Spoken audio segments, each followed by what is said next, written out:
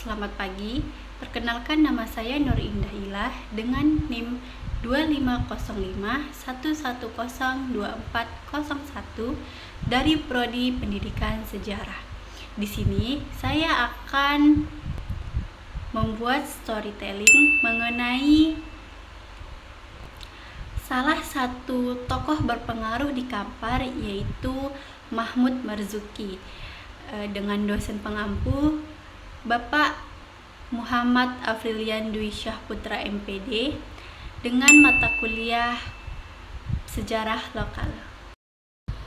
Nah, di Kampar memiliki salah satu tokoh Muhammadiyah yang sangat berpengaruh dalam kemerdekaan Indonesia, yaitu bernama Mahmud Marzuki. Ada salah satu gerakan yang dipimpin langsung oleh Mahmud Marzuki, yaitu bernama Gerakan Rahasia.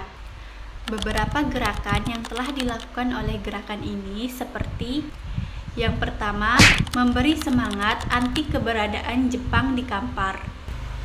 Yang kedua, yaitu memboikot usaha pengumpulan sebagian hasil panen yang diserahkan ke Jepang.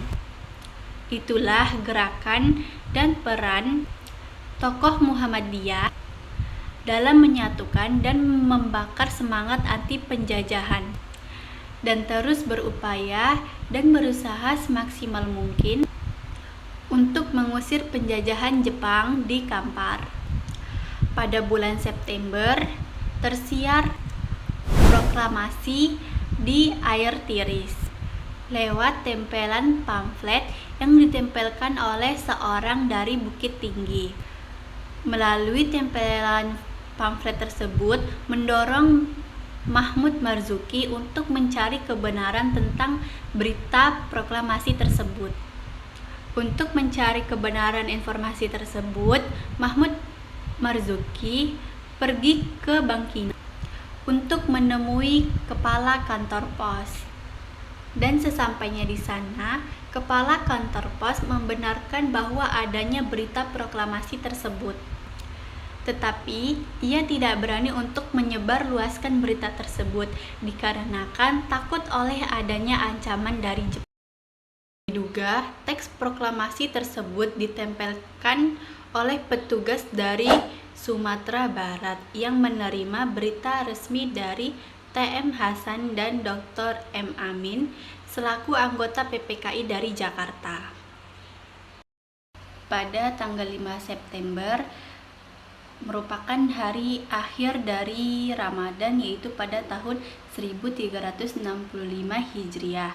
Kemudian pada tanggal 6 Septembernya diadakannya sholat Idul Fitri di lapangan tengah sawah Simpang Kubu, air tiris.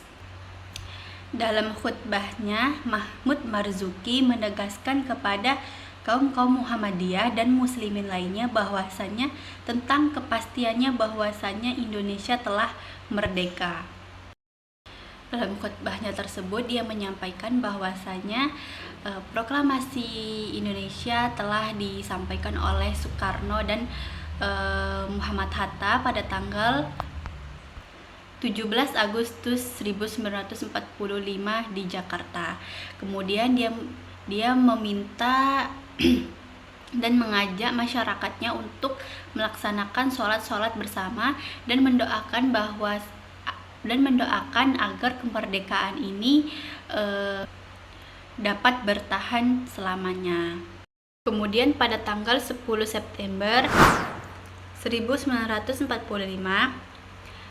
Haji Muhammad Amin secara pribadi mengibarkan bendera merah putih di atap rumahnya dan melarangkan dan menegaskan kepada siapapun termasuk pemuda-pemuda itu untuk menurunkannya. Nah, dari kisah ini dapat kita simpulkan bahwasanya Mahmud Marzuki dan tokoh-tokoh lainnya berpengaruh dan berperan besar dalam kemerdekaan Indonesia, yaitu ketika proklamasi sudah diberitakan secara resmi, dia dia bersemangat untuk menyampaikan kabarnya ini kepada masyarakatnya bahwasanya Indonesia telah merdeka. Dan juga Mahmud Marzuki banyak berperan dalam membaik hasil panen untuk diserahkan ke Jepang. Inilah mengapa Mahmud Marzuki termasuk salah satu tokoh yang berpengaruh yang berasal dari Kampar. Sekian video storytelling dari saya. Saya ucapkan wassalamualaikum warahmatullahi wabarakatuh. Terima kasih.